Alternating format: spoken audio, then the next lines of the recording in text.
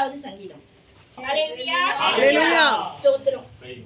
தாவீதுக்காரர் இதுல வந்து நம்மளுக்கு 3 விதமான காரியத்தை எப்பவுமே நம்ம பிரித்து நம்ம சங்கீத பகுதியா வாசிப்பது உண்டு. அதுல முதலாவது வந்து கர்த்தருக்கு ஸ்தோத்திரம் செலுத்துவதை பத்தி அவர் வந்து 1வது வசனத்துல இருந்து 4 வசனம் வரைக்கும் அவர் வந்து ஸ்தோத்திரத்துக்குரிய விண்ணப்பத்திற்கான பதிலை குறிச்சு அவர் பேசியிருக்காரு. 5ல இருந்து 6 வசனம் வந்து தேவனுடைய கோபமும் அவருடைய தயவும் அதுல இருந்து நமக்கு கிடைக்கிற வெளிப்பாட்டை குறிச்சு அவர் பேசியிருக்காரு. 8ல இருந்து 12 வரைக்கும் நம்மளுக்கு எந்த பிரச்சனையா இருந்தாலும் எதுவா இருந்தாலும் எந்த சூழ்நிலையா இருந்தாலும் தேவனுடைய கோபமே இருந்தாலும் நம்முடைய ஜெபம் காரியங்களை மாற்றும் என்ன பண்ணிருக்கா தாவீதுக்காரர் உணர்த்தி இந்த சங்கீதம் 12 வசனத்தை நமக்கு வந்து கொடுத்திருக்கிறாங்க. முதல் வசனம், கர்த்தாவே என் சத்துருக்கள் என்னை மேற்கொண்டு மகிழ ஒட்டாமல் நீர் என்னை கை தூக்கி எடுத்தபடியினால் நான் உம்மை போற்றுவேன். நம்மளுக்கு எத்தனையோ பிரச்சனைகள் மத்தியிலும் சூழ்நிலைகள் கண்ணீர்கள் மத்தியிலும் வியாதிகள் மத்தியிலும் எத்தனையோ தேவைகள் மத்தியிலும் ஏசப்பா நம்மளுக்கு என்ன பண்ணிருக்கிறாருங்க இருந்துட்டு அதை பார்த்து சத்துரு சந்தோஷப்படாதபடிக்கு அவ்வளவுதான் இவங்க விழுந்துட்டாங்க, இவங்க கஷ்டத்துல போயிட்டாங்க, இவங்க கண்ணீர்ல போயிட்டாங்க, இனிமேல் இவங்க என்ன பண்ண மாட்டாங்க எந்திரிக்க மாட்டாங்கன்னு சொல்லிட்டு அவங்க சந்தோஷப்படாதபடிக்கு ஏசப்பா ஒவ்வொரு காரியத்துல நம்ம என்ன பண்ணிருக்காரு கை தூக்கி எடுத்திருக்கிறாரு. அப்ப நம்ம என்ன பண்றோம், அவரை போற்றவங்களா நாம வந்து இருப்போம். ஏன்னா ஒவ்வொரு சூழ்நிலை ஆண்டவர் நம்மளுக்கு என்ன பண்ணிருக்காரு கை தூக்கி எடுத்திருக்கிறாரு. நிச்சயமா நம்மள ஒவ்வொரு சூழ்நிலை ஏசப்பா கை தூக்கி எடுத்திருக்கிறாரு. அதனால நம்ம அவரை எப்ப பார்த்தாலும் போற்றுகிறவர்களாக நாம வந்து நிச்சயமா இருக்கணும். ஏதோ ஆண்டவர் நமக்கு செய்த சாட்சிகள் ஒவ்வொருத்தையும் நம்ம என்ன செய்யணும் வெளியில வந்து சொல்லுறவர்களாக நம்ம இருக்கணும். கர்த்தர் கொடுத்த சாட்சியை நமக்கு எத்தனையோ சாட்சிகள் ஆண்டவர் நம்ம வாழ்க்கையில வச்சிருக்கிறாரு. எத்தனையோ அற்புதங்களை நம்மளுக்கு செய்திருக்கிறாரு, எத்தனையோ அதிசயங்களை நம்மளுக்கு செய்திருக்கிறாரு, எத்தனையோ வியாதில இருந்து நம்மளுக்கு விடுதலை கொடுத்திருக்கிறாரு. அதெல்லாம் குறிச்சு நம்ம என்ன செய்யறவங்களா இருக்குங்களா சாட்சி சொல்றவங்களா நம்ம வந்து இருக்கணும். கர்த்தர் செஞ்சுட்டாரு நான் வாங்கிட்டு அவ்வளவுதான் நம்ம முடிக்கிறவங்களா நம்ம ஒரு நாள் என்ன பண்ணக்கூடாது இருக்கவே கூடாது. இதுல வந்து 2வது வசனம், என் தேவனாகிய கர்த்தாவை உம்மை நோக்கி கூப்பிட்டேன் நீர் என்னை குணமாக்கினீர்.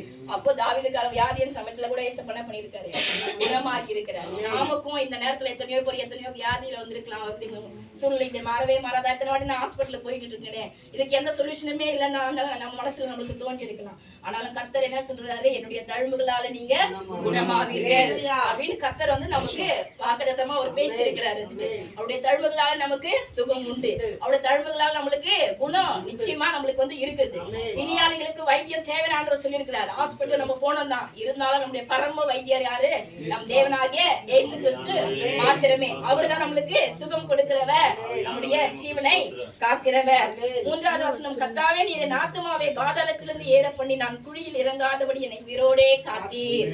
நம்மளுக்கு எத்தனையோ சூழ்நிலை நம்மளுக்கு பாதாளன்றது வந்து நம்முடைய பிரச்சனைகளை நம்முடைய சூழ்நிலைகளை குறிக்குது. அப்ப நம்ம எவ்வளவு ஒரு சூழ்நிலை நம்ம பாதாளத்தில் இறங்கக்கூடிய அதான சூழ்நிலை நம்ம நின்று இருப்போம் இல்லையா, எத்தனையோ வேதனைகள் நம்ம நின்று இருப்போம் இல்லையா, பாடுகளை நம்ம என்ன செஞ்சிருப்போம் நின்று இருப்போம். அதுல இருந்து நாம என்ன பண்ணோம்ல ஜீவனை விட்டு போகாதபடிக்கு நம்ம என்ன பண்ணிருக்காரு ஏசப்பா காத்து வச்சிருக்கிறாரு. நம்மளுக்கு அந்த சூழ்நிலை கூட நம்மளுக்கு வந்திருக்கும் இல்லையா, எல்லாருக்குமே நம்மளுக்கு அந்த சூழ்நிலை கூட வந்திருக்கும், அந்த பாதாளம் போன்ற பிரச்சனைகள் நமக்கு வந்திருக்கும். ஆனாலும் நம்முடைய ஆத்மாவை என்ன பண்ணிருக்காரு ஏசப்பா இறங்காதபடிக்கு அவர் நம்மள பாதுகாத்து வச்சிருக்காரு. இப்ப கர்த்தர் நம்மள வந்து என்ன செய்யறதா இருக்காங்க பாதுகாக்கிறவரா இருக்காரு. இதுல நம்மளுக்கு தேவனுடைய கோபத்தை குறிச்சு சொல்லி இருக்குது. ஆனா அவருடைய கோபம் எவ்வளவு ஒரு நிமிடம், அவருடைய கோபம் ஒரே ஒரு நிமிடம் தான், அவருடைய தயவு நீடியது. எப்பவுமே நம்ம என்ன செய்ய வந்துட்டு சதா காலங்களிலும் நம்மளோட கூட இருக்கிறது தயவு. அந்த ஒரு நிமிஷம் கோபம் கூட நாமளா நினைச்சுப்போம் ஆண்டவரப்பா நீங்க விட்டுட்டீங்க, நானும் ஆண்டவர் அது கூட என்ன செய்ய மாட்டேன் நம்மளை விட்டுருக்க மாட்டேன், நாம தான் ஏதோ பண்ணி வந்திருப்போம் விலகியே தவிர கர்த்தர் ஒரு நாள் நம்ம என்ன செஞ்சிருக்க மாட்டாரு கைவிட்டு இருக்கவே நிச்சயமா இருக்க மாட்டாரு. நம்ம பண்ற ஒரு சில காரியங்களாலதான் நமக்கு கூட அது வந்து தோன்றி இருக்கிறதா நமக்கு வந்து நமக்கு தோணும் அவ்வளவுதான். ஆனா கர்த்தர் வந்து நம்ம மேல இரக்கம் உள்ளவரா இருக்கிறாரு.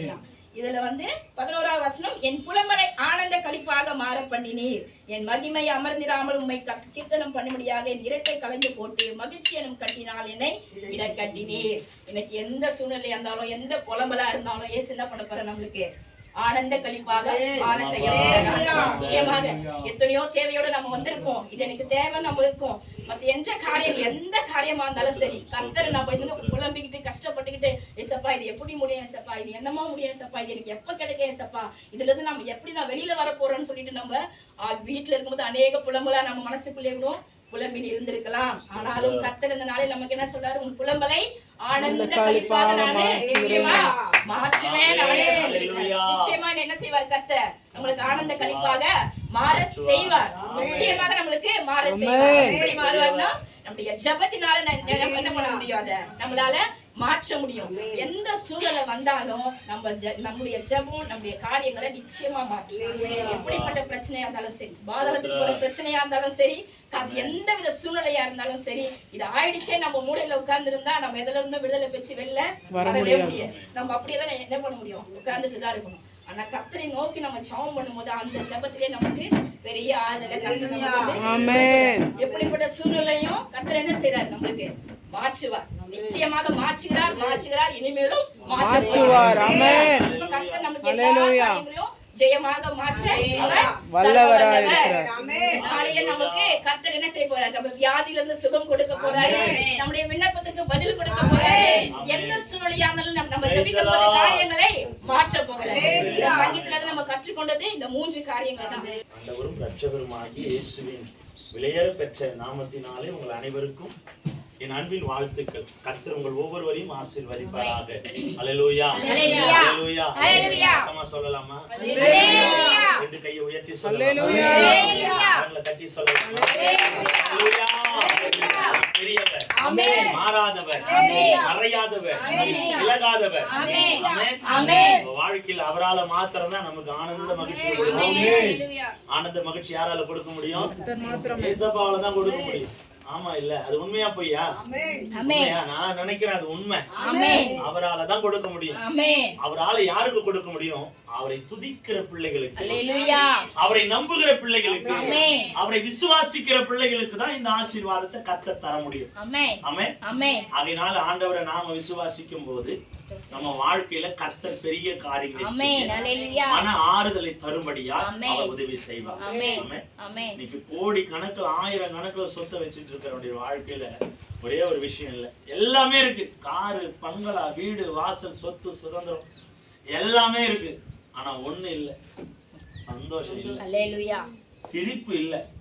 காரணம் கேளுங்க, இருக்கிறவன் இது எல்லாம் காப்பாத்தணும்னு கவலை, ஆனா இல்லாதவனுக்கு அவர் என்னை காப்பாற்றுவார்.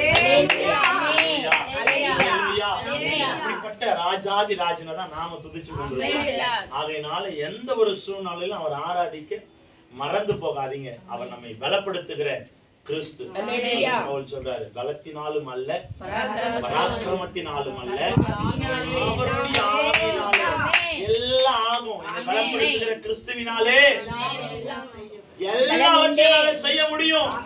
காரணம் என்ன? அவர் என்னை பலப்படுத்துகிறார். ஆமென். பலவீனம் இல்லாத என்னுடைய வாழ்க்கையில் அவர் என்னை பலப்படுத்துகிறார். அவர் பலப்படுத்தினார்னா அந்த பலன் அதிகமா இருக்கும். காண்டாமிருகத்தின் கொம்புகளைப் போல, கழுகுகளின் சட்டைகளைப் போல நம்முடைய பலனை கர்த்தர் உயர்த்துவார். அல்லேலூயா. சோர்ந்து போகாதீங்க. கர்த்தர் நம்முடைய பலத்தை குறைய விடவே மாட்டார். ஏன்னா அவருடைய பலத்துல தான் நாம ஓடிட்டு இருக்கோம். ஆமென். அதனால எப்பொழுதும் உற்சாகமா இருங்க, சமாதானமா இருங்க, சந்தோஷமா இருங்க.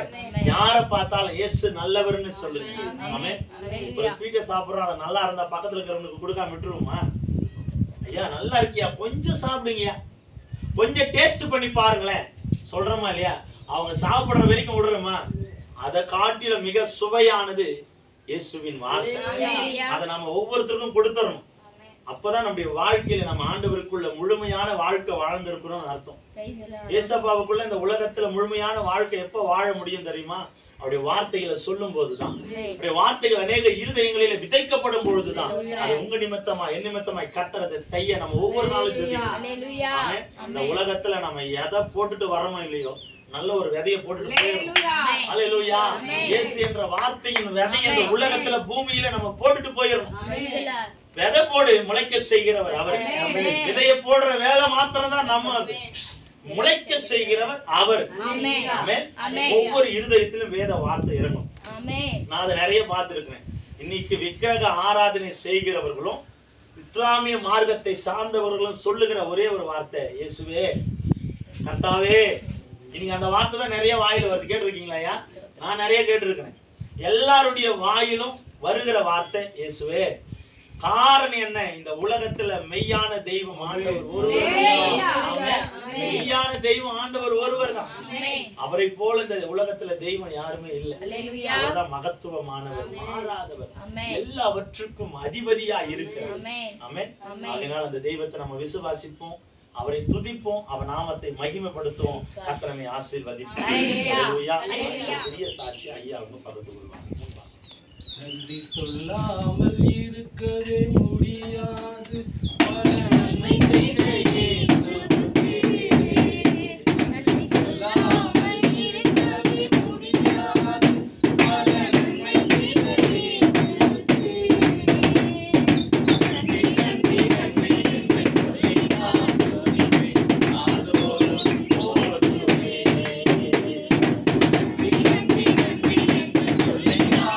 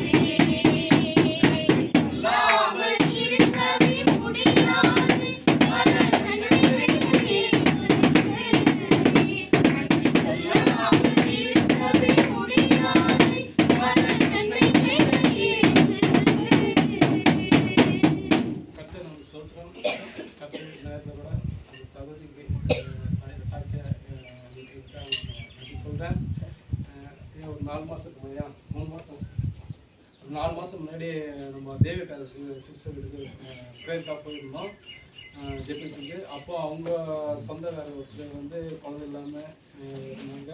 அவங்க வந்து என்ன சொன்னாங்கன்னா, இது மாதிரி எங்களுக்கு 4 வருஷம் 5 வருஷம் சொன்னாங்க, குழந்தை இல்லாமல் 5 வருஷம் குழந்தை இல்லாமல் இருக்கோம். நாங்கள் எங்கெங்கோ போனோம், சேடாத இடம்லாம் இல்லை, எல்லா இடத்துக்கும் போயிட்டு வந்தோம், ஒரு பிரயோஜனம் இல்லை, அப்படி இருக்குன்னு சொன்னாங்க. அப்போ நாங்களும் ஐயாவும் அங்கே ப்ரேயருக்காக போயிருந்தோம். அப்போ அன்றைக்கி அந்த அம்மாவுக்கு பிறந்த நாள், அந்த குழந்தை இல்லைன்னா அவங்களுக்கு பிறந்த நாள். அப்போ ஐயா வந்து கவலைப்படாதமா, ஆண்டவர்களுக்கு என்ன குறையோ அதை நீக்குவார்னு சொல்லி ஜெபம் பண்ணாங்க. ஜெபம் பண்ணிட்டு கடைசியில் ஐயா ஒரு வார்த்தை சொன்னாங்க, நீங்கள் இந்த வருஷம் நீங்கள் 2 பேராக இருக்கீங்க, அடுத்த பிறந்த 3 பேராக இருப்பீங்க அப்படின்னு ஆண்டவர் சொன்ன வார்த்தை அவங்க சொல்லிட்டு வந்தோம். வந்து இப்போ 2ஆம் முன்னாடி தேவிகா வந்து அவங்க ஃபோன் பண்ணாங்க, ஐயா இது மாதிரி அந்த மகள் வந்து கன்சீவ் ஆகிருக்காங்க. ஆனால் வந்து அந்த சகோதரி அவங்க குடும்பத்தார் சொல்கிறாங்க, இல்லை இது வந்து ஆண்டவர் எனக்கு இது பண்ணல, எங்களுக்கு இதான் ஆயிடுச்சு அப்படின்னு சொன்னாங்க. ஆனால் நாம விசுவாசிப்போம், ஆண்டவர் தான் கர்த்தர். எந்த வாய் அப்படி சொல்லுதோ அந்த வாய் இந்த இடத்துல வந்து கண்டிப்பா சாட்சி சொல்லுவாங்க.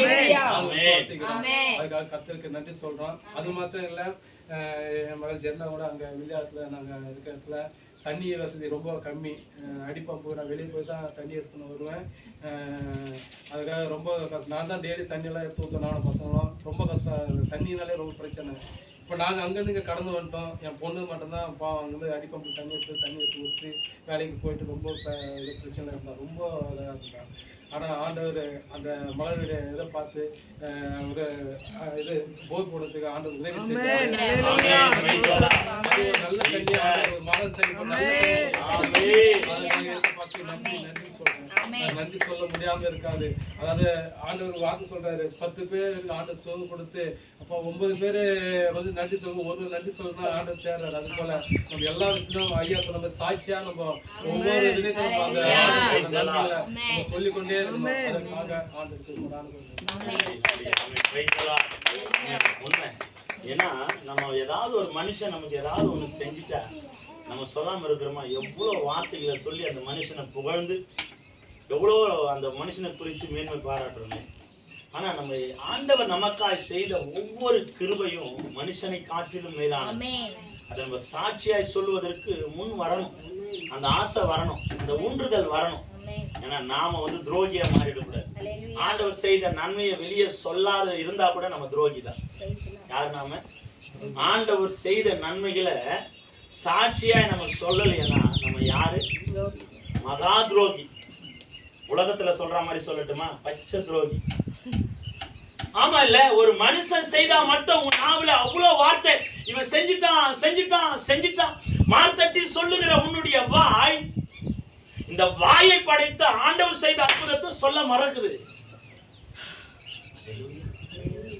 அப்ப நம்ம யாரு? துரோகி தானே. ஒரு நாள் துரோகியா மாறிடவே கூட. யார வேணாலும் பகையாளியா மாத்திக்கலாம். ஏசப்பாவை மாத்திட்டோம், சமாதானத்தையும் சந்தோஷத்தையும் நம்ம இழந்து போயிடும். அதனால கர்த்தருக்கு முன்னால நம்ம சாட்சி சொல்ல முன்னால வாங்க. ஒவ்வொரு நாளும் சாட்சி சொல்லுங்க. வெட்கப்படாதீங்க. வெட்கத்தையும் அவமானத்தையும் கூச்சையும் எல்லாத்தையும் தூக்கி மூட்டை கட்டி வெளியே போட்டுட்டு ஆண்டவருக்குள்ள எப்படி வரணுமா? எப்படிங்க வரணும்? எப்படி வரணுமா? பைத்தியமா வரணும். நம்மளை பார்த்து சொல்லணும், இவன் பைத்தியமா? யோ, நான் பைத்தியம் இல்ல, நான் மகா பைத்தியம் இயேசுவுக்காக. தாவீது ஆடுனான். ராஜபாரம் அவன் மேல இருக்கு. மிகப்பெரிய ஒரு ராஜா ஆண்டவரை புகழ்ந்து பாடி அப்படியே ஆடிட்டு வரான். மனைவி சொல்றான், ஏண்டா உங்க வஸ்திரம் கீழே உருவி போனது கூட தெரியாம ஆடுற, நீ பைத்தியமா? இயேசுவுக்காக நான் பைத்தியம். காரணம் என்ன? அவனுக்குள் இருந்த வைராக்கியம். இயேசு. இன்னைக்கு உங்களுக்கும் எனக்குள்ள இருக்கிற வைராக்கியம் எது? தயவா கொஞ்சம் சிந்திச்சு பாருங்க. பணமா, பொருளா, மனுஷனா, உலகமா, ஆடம்பரமா? இல்ல, கர்த்தர் தான் நம்முடைய வைராக்கியம். அவரை துதித்து பாடுவதுதான் நம்ம வைராக்கியம். அல்லேலூயா. மரணமே வந்தாலும் கர்த்தருக்காக நிற்கணும். பாட்டு மட்டும் நான் ரத்த சாட்சியாய் மரிப்பேன்னு பாடுவது பிரச்சனை அல்ல. அதை செய்து காட்டுவதுதான் வாழ்க்கையில மிகப்பெரிய ஆசீர்வாதம். அல்லேலூயா. ஒண்ணு மட்டும் நல்லா தெளிவா ஆழமா சொல்றேன்.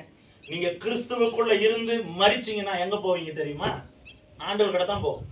நம்ம கர்த்தருக்குள்ள இருந்து சாகுறோம் அப்படின்னா கண்டிப்பா நம்ம கர்த்தருக்குள்ளதான் போகும். அங்கதான் இருப்போம். கவலைப்படாதீங்க. பொய் உலகத்தை விட்டு மெய் உலகத்துக்கு கர்த்தர் நம்மை அழைப்பாருன்னா நிச்சயமா அதற்காக நம்ம ஆயத்தமா இருக்கணும். ஆகையினால எப்பொழுதும் உற்சாகமா இருங்க. ஆண்டவருடைய வசனத்தை வார்த்தைகளை சொல்லிட்டே இருங்க. பைத்தியமா இருங்க. ஐயோ பாஸ்டர், நான் எப்படி பாஸ்டர் முன்னால வருவேன்? வெளிய மக்கள் கிட்ட பேசுறதுக்கு மாத்திரம் நம்ம இருதயம், நம்ம நாவு, நம்ம உதடு கூச்சப்படலையே. ஆண்டவருக்கு முன்னால சொல்லும் போது மாத்திரம் நம்ம இருதயமும் நம்ம நாமம் கூச்சப்படும் போது நமக்கு எவ்வளவு மனவேதனையா இருக்கணும். என் அப்பாவுடைய நாமத்தை என்னால மகிமைப்படுத்த முடியல.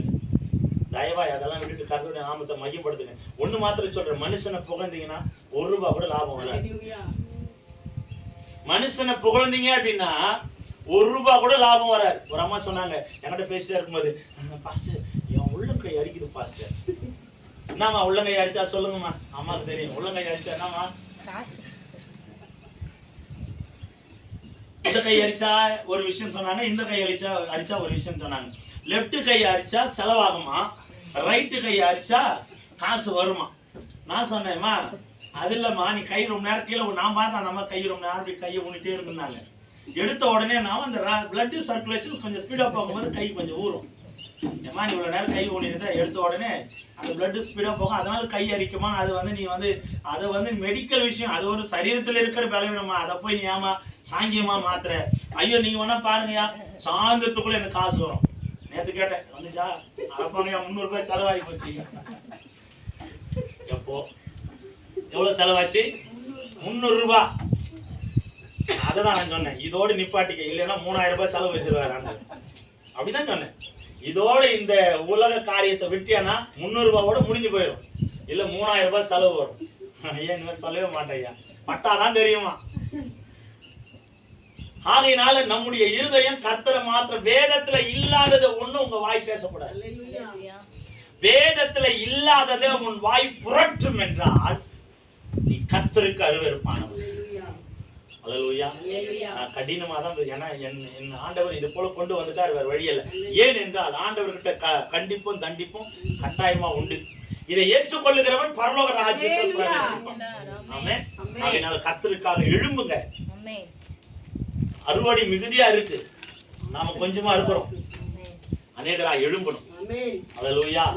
கர்த்தர் ஒரு நாள் நம்மை பயன்படுத்த வல்லமையானவர். தொடர்ந்து ஜெபிங்க. கர்த்தர் நம்மை ஆசீர்வதிக்க மகத்துவமானவர். ஆண்டவர் நேற்றைய தினம் என்னோட கூட பேசின ஒரு வார்த்தை, நேற்றைய தினம்ன்றதை விட ஒரு 3 நாட்களுக்கு முன்பாக என்னோட கூட அதிகமா என் இருதயத்தில் பேசின சில காரியங்களை உங்கள் இடத்துல நான் பகிர்ந்து கொள்ள விரும்புகிறேன். அந்த காரியத்தின் முதல் தலைப்பு என்னவென்றால், கவலையை மேற்கொள்ளுவது எப்படி. இந்த வார்த்தையின் தலைப்பு கவலையை மேற்கொள்ளுவது எப்படி. அனைவருக்கு நீ கவலை இருக்கா? கவலை இல்லாத யார் யார் இருக்கிறோம்? சோறு தண்ணி இல்லாம கூட இருந்தீங்க, கவலை இல்லாம இருக்க முடியாது. ஆமா தானே? கவலை இல்லாத மனுஷன் யாரா இருக்கிறாங்களாமா? யாராவது சொல்லுங்க பார்க்கலாம். இருக்கிறவனுக்கு இதெல்லாம் கட்டி காப்பாற்றணும்னு கவலை, இல்லாதவனுக்கு கட்டி காப்பாற்ற போற அளவுக்கு பணம் வேணும்னு கவலை. அல்லேலூயா. எல்லாருக்கும் ஒவ்வொரு கவலை. ஆனால் இந்த கவலைகளை மேற்கொள்ளுவது எப்படி? இன்னைக்கு ஆண்டவர் நமக்கு தெளிவுபடுத்துகிற ஒரு வல்லமையுள்ள ஒரு வார்த்தை. கவலைகளை நான் எப்படி மேற்கொள்ளுவது? முதலாவது வார்த்தை, கவலை கர்த்தர் மேல் வைத்து விட வேணுமா? அப்பதான் நாம அதை மேற்கொள்ள முடியும். முதலாவது, கவலைகளை கர்த்தர் மேல் நாம வைக்கபடியான அந்த கற்றுக்கொள்ளுதலுக்குள்ள நம்ம வரணும். ஆமே. வாசிக்கலாங்கம்மா? எடுத்து வாசிக்கலாம். 1 பேதுரு 5ஆம் அதிகாரம் 7வது வசனம். வேகமா வாசிங்க. ஒருவர் வாசிங்க, மற்றவர்கள் அதை கவனிங்க.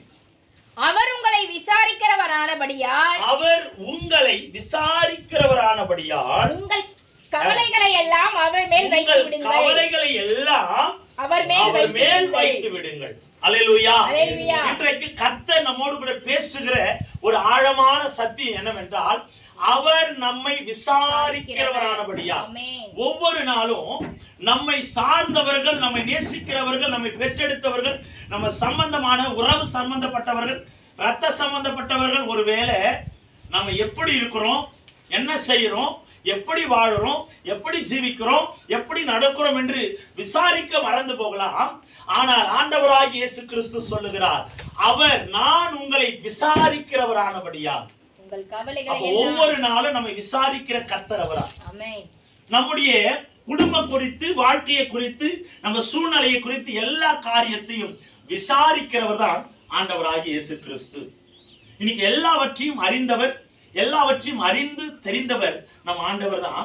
அவரிடத்துல நம்ம என்ன செய்யணுமா, அவர் நம்மை விசாரிக்கிறவர் ஆனபடியால் நம்முடைய கவலைகள் எல்லாம், இந்த வேதம் சொல்லுகிறது, அது ஆழமா படிங்க, உங்கள் கவலைகள் எல்லாம் அவர் மேல் வைத்து விடுங்கள். உங்கள் கவலை எல்லாம் A to Z, உங்க வாழ்க்கையில என்னென்ன கவலை இருக்கோ, ஒருவேளை பிள்ளைகள் மூலமாய் வருகிற உபத்திரவங்கள், ஒருவேளை நண்பர்கள் மூலமாய் வருகிற உபத்திரவம், குடும்பத்துல நடந்த சூழ்நிலை, அநேக பிரச்சனை, வேலை, அநேக காரியங்கள் நிமித்தமாய் உண்டான கவலைகளை மாற்றும்படியான ஒரே வழி எது தெரியுமா?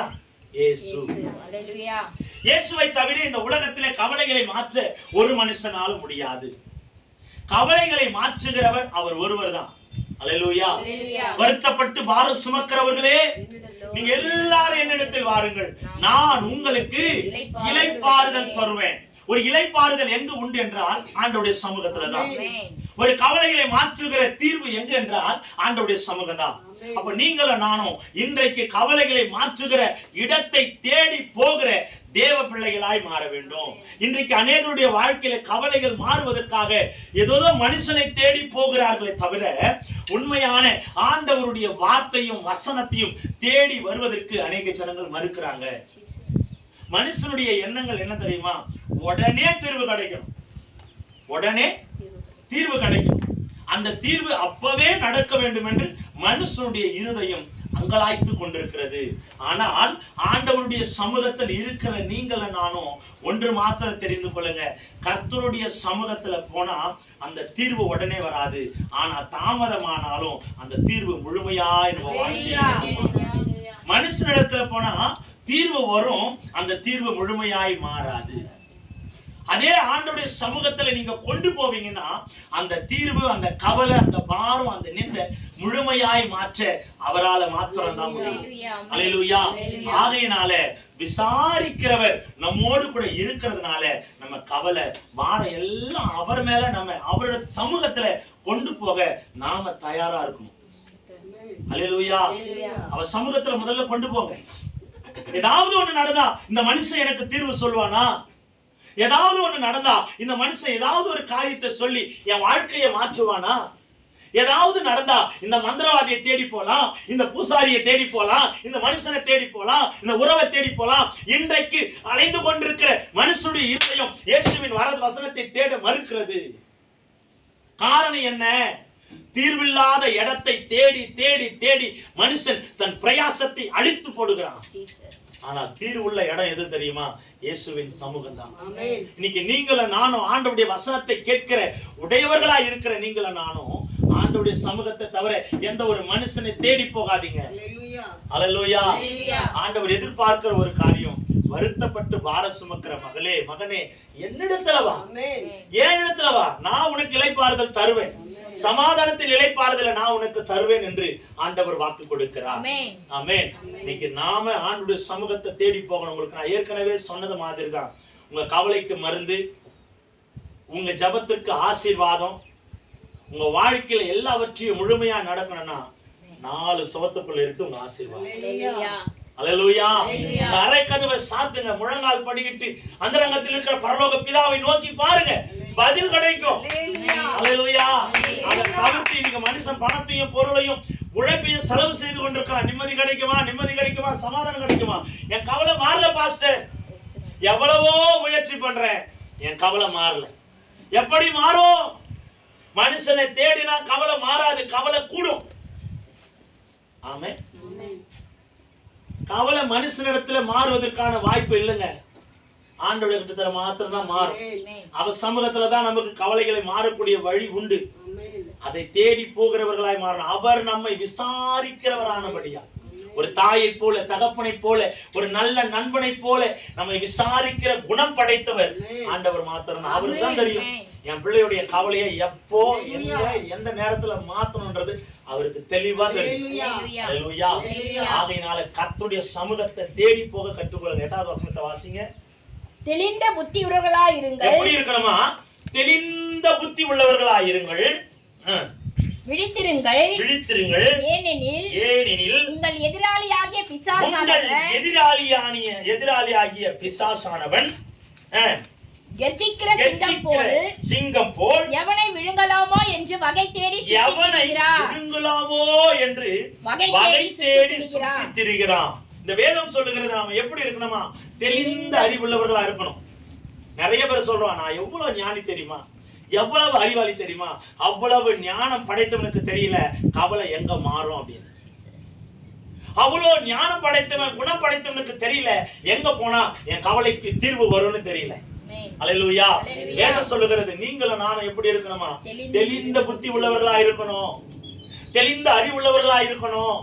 ஒவ்வொரு நாளும் அறிவில தேறினவர்களாய் நாம இருக்கணும். அதற்கு அந்த வழிவாசல் எங்க இருக்கு தெரியுமா? இந்த வேதத்துலதான் இருக்கு. வேதத்தை அதிகமா நம்ம படிக்க படிக்க படிக்க உலகத்தின் அறிவு மாறி வேதத்தின் அறிவு பெருகும், இயேசுவின் அறிவு பெருகும். ஆமென். உலகத்தின் அறிவு சொல்லுது எங்க வேணாலும் போ, இந்த மனுஷனை தேடி போ, இந்த உறவுகளை தேடி போ, உன் துக்கம் மாறும். ஆனா வேதம் சொல்லுது கர்த்தருடைய சமூகத்தை மாத்திரம் தேடு. அல்லேலூயா. வேதம் சொல்லுகிறது பாருங்க, தெளிந்த புத்தி உள்ளவர்களா இருங்கள். அடுத்ததுனா எப்படி இருக்கணுமா? விழித்திருக்கணுமா? எப்பொழுது ஜாக்கிரதையா இருக்கணும், எப்பொழுது விழித்திருந்து கர்த்தரை நம்புகிற தேவ பிள்ளைகளாய் மாறணும். இன்றைக்கு அங்கும் இங்கும் அலைகிற உன் இருதயம் கர்த்தரை தேடி போகிற இருதயமாய் மாறணும். அல்லேலூயா. எனக்கு இங்க போனாதான் பாஸ்டர் நிம்மதி இல்ல. மனுஷனை தேடி போகிற ஒவ்வொரு இருதயம் நிம்மதியா இருக்கவே இருக்காது. எவ்வளவுதான் மனுஷன் ஆறுதல் சொன்னாலும் ஆறுதல் வந்து சாஸ்டர் இன்னைக்கு ஆறுதல், ஒரு சிரிப்பு, ஒரு சமாதானம், ஒரு சந்தோஷம் எப்படி வந்துச்சு? காரணம் நான் விசுவாசிக்கிற இந்த வேதத்தை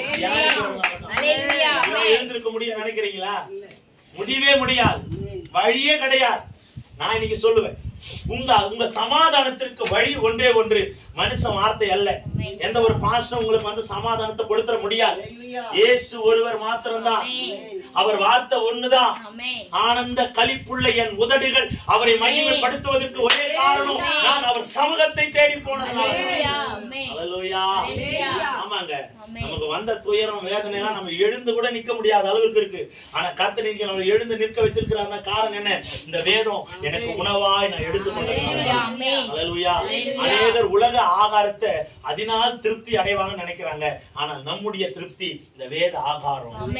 ஆமென். சொல்றாரு பாருங்க, அந்த 5, 7, 8வது வசனத்துல, விழித்திருங்கள், ஏனெனில் உங்கள் எதிராளி ஆகிய பிசாசானவன் எப்படி இருக்கிறானா, கெர்ச்சிக்கிற சிங்கம் போல. அவன் எப்பவுமே ஒரு பிரச்சனையை கொண்டு வரதான் நினைப்பான்.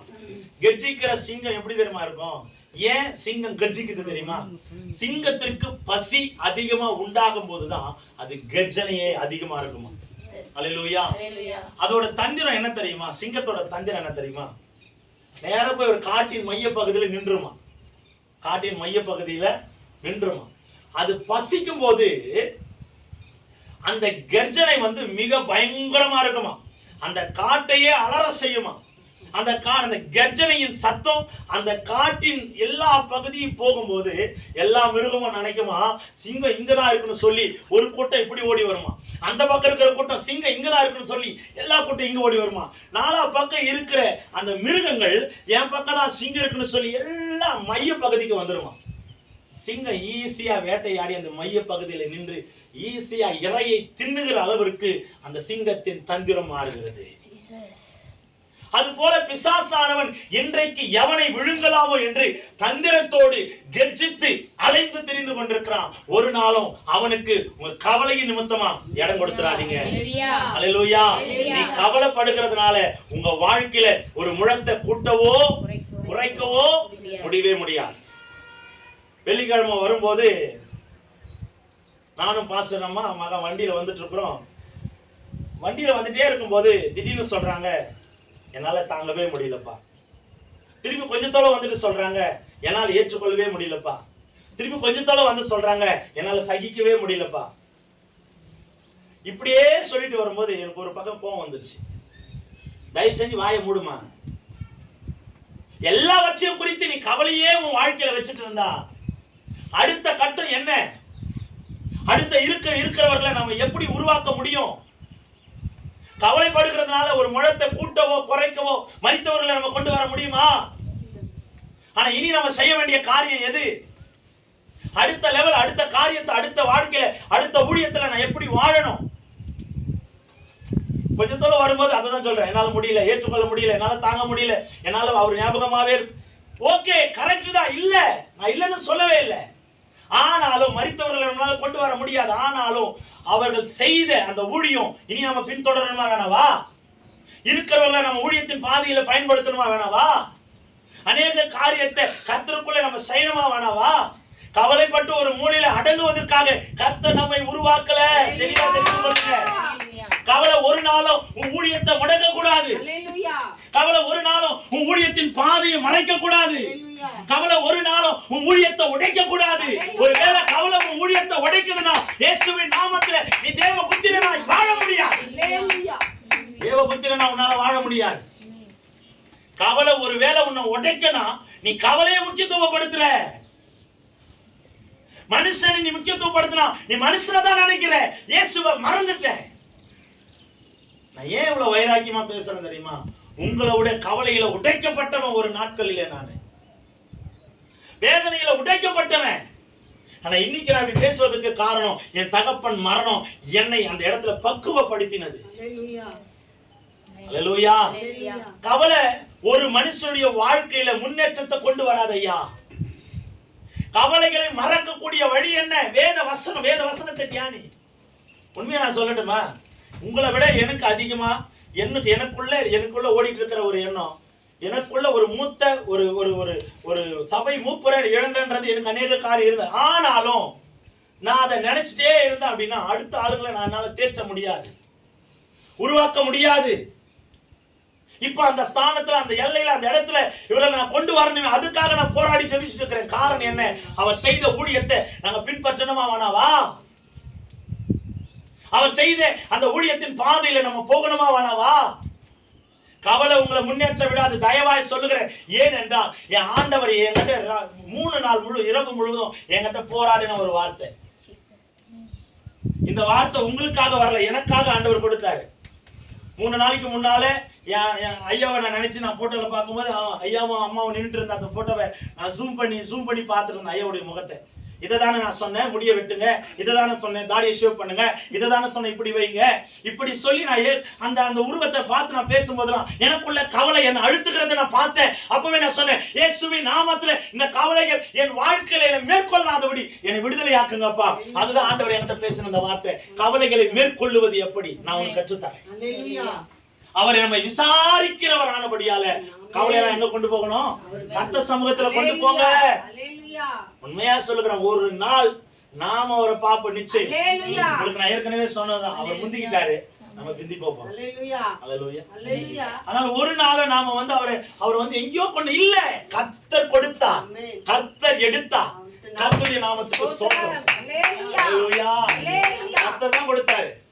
இதுல இன்னொரு வார்த்தை, கர்த்தர் தான் எடுத்தார். இந்த சிந்தையோட நீங்க இருக்கணும். அல்லேலூயா.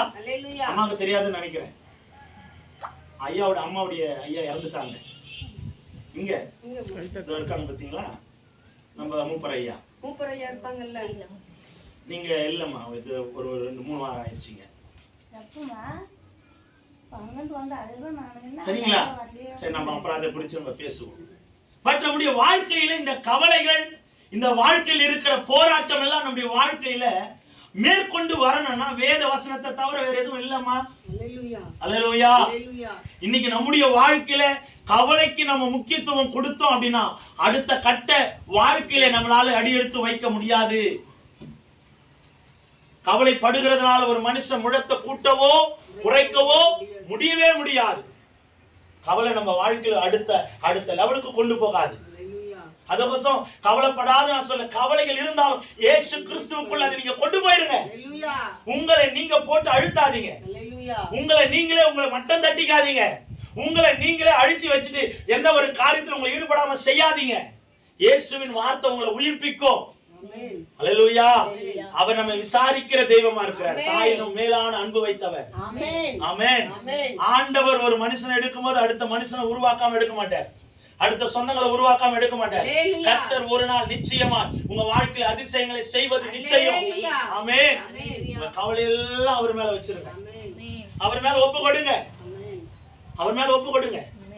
கர்த்தர் அதை மாற்ற வல்லமை ஆனவர். ஆமென். அதுல 9வது வசனத்தை படிங்க. விசுவாசத்தில் உறுதியாயிருந்து, எப்படி இருக்கணுமா? விசுவாசத்தில் உறுதியாயிருந்து அவனுக்கு எதிர்த்து நில்லுங்கள். விசுவாசத்தில் உறுதியாயிருந்து அவனுக்கு எதிர்த்து நில்லுங்கள். உலகத்தில் உள்ள உங்கள் சகோதரரிடத்திலே, உலகத்தில் உள்ள உங்கள் சகோதரரிடத்திலே அப்படிப்பட்ட பாடுகள் நிறைவேறி வருகிறது என்று அறிந்திருக்கிறீர்கள். ஆமா, எல்லார் இடத்திலும். இன்னைக்கு நமக்கு மட்டும் அந்த விஷயம் நடக்கல, நமக்கு மட்டும் எல்லா உலகத்துல எல்லாருக்கும் அந்த விஷயம் நடக்குதா இல்லையா? அப்போ எல்லாமே இந்த உலகத்துல நடக்குது. அது ஆண்டவர் சொல்ற, விசுவாசத்துல நாம எப்படி இருக்கணுமா? உறுதியா இருக்கணும். விசுவாசத்துல தளர்ந்து போக கூடாது.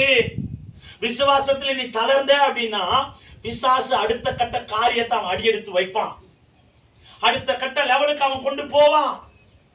ஒரு நாளும் அவனுக்கு முன்பாக நம்முடைய முகம் வாடலா இருக்கவே கூடாது. அல்லேலூயா. பிசாசை ஜெயிக்கிற அதிகாரத்தை கர்த்தர் நமக்கு கொடுத்திருக்கிறார்.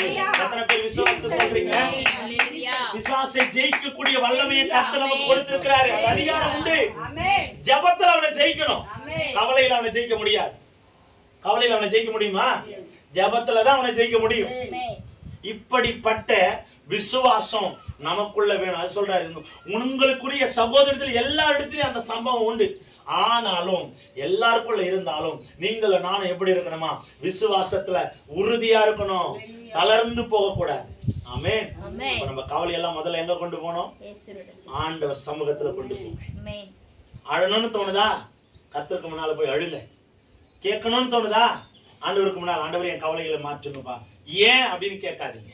அந்த உரிமை உங்களுக்கு எனக்கும் இல்லை. யோபு சொல்றார், ஆண்டவரே உம்மை ஏன் என்று கேட்பதற்கு எனக்கு அதிகாரம் இல்லை.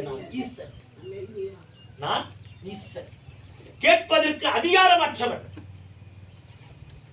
அப்ப நம்ம அதிகாரம் கிடையாது. அவர்கிட்ட கேட்கலாம், ஆண்டவரே என் கவலைகளை மாத்துங்கப்பா, நான் உம்முடைய பிள்ளை அல்லவா, உம்முடைய ரத்தம் அல்லவா, உம்முடைய வித்து அல்லவா, என் கவலையெல்லாம் நீங்க மாற்றுங்கப்பான்னு ஆண்டவருடைய சமூகத்துக்கு கொண்டு போங்க. உங்க கவலைகளை கர்த்தர் மாற்ற அவர் வல்லமையானவர். ஆமென்.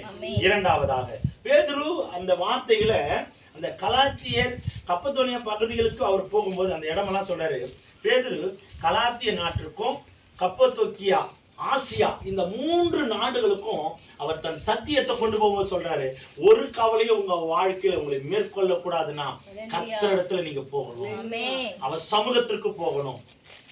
அந்த தேசத்துல இருக்கிற அநேக பரிசுத்தவான்களுக்கு பேதுரு, அந்த அநேக ஜனங்களுக்கு பேதுரு சொல்லிட்டு வர்றாரு, இந்த காரியத்துல நீங்க செய்யணும்னா உங்க வாழ்க்கையில தேவ சமூகத்துல உங்க கவலைகளை கொண்டு போங்க.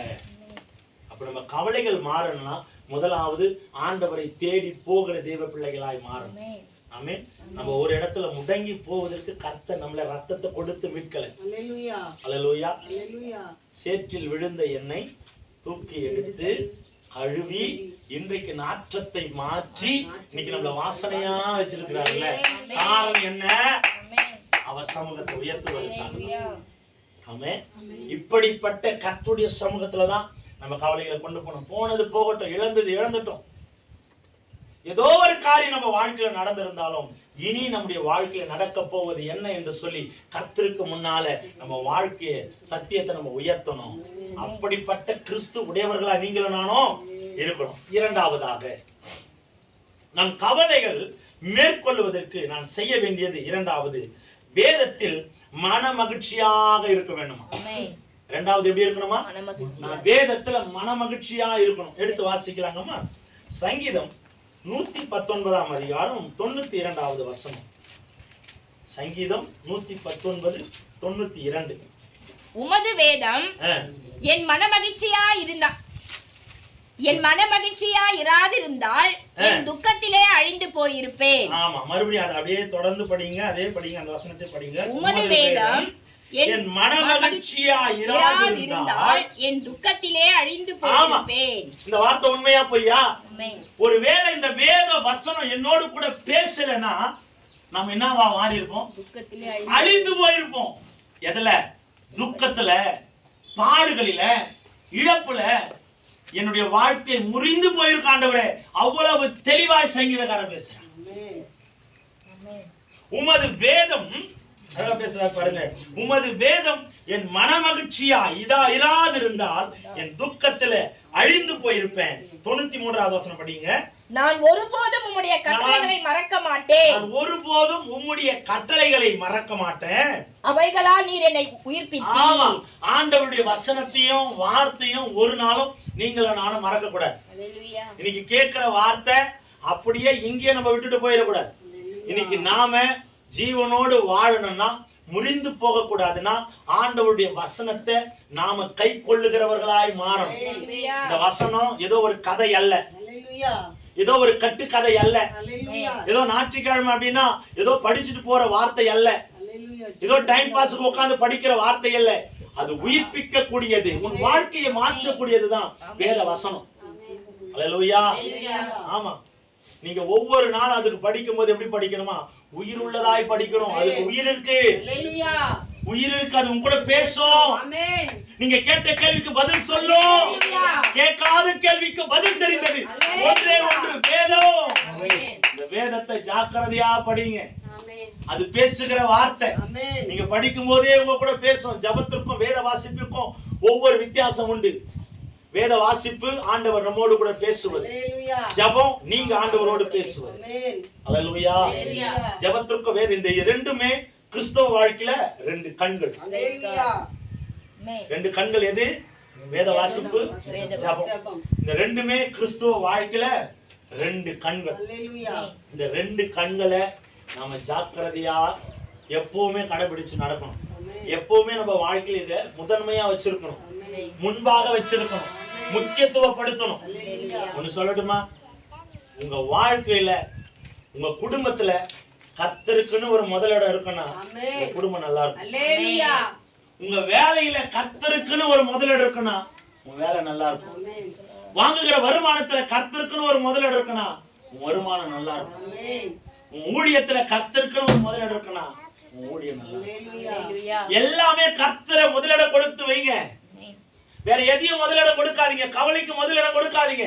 உலகத்தின் மனுஷனுக்கு முதலிடம் கொடுக்காதீங்க. இயேசுவின் வல்லமை மாத்திரம்தான் உங்களை முக்கியத்துவப்படுத்தும். அல்லேலூயா. இனி உங்களை நடத்த போகிறது இந்த வார்த்தை தான். ஜீவனுள்ள வார்த்தை. உங்களை கொண்டு போகிற இடம் எதுன்னு தெரியுமா?